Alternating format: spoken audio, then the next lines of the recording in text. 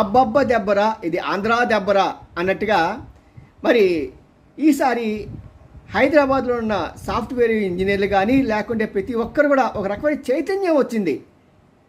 ఎందుకంటే గతంలో అక్కడ హైదరాబాద్లో ఆంధ్రప్రదేశ్ గురించి వాళ్ళు అక్కడ సభలు నిరసన ప్రదర్శన చేస్తున్నప్పుడు కేటీఆర్ మాట్లాడినాడు, మీరు ఇక్కడ జరపడానికి వీల్లేదు, మీ రాష్ట్రానికి వెళ్ళి జరుపుకోండి అని. అంత పొగరమోతగా అంత దుందుడిగా సమాధానం చెప్పేటప్పటికీ అది మనసులో పెట్టిన ఈ ఆంధ్ర ప్రజానీకం ఈసారి ఎలాగైనా సరే ఈయన మిత్రుడైన అతన్ని మనం పడగొట్టాలి.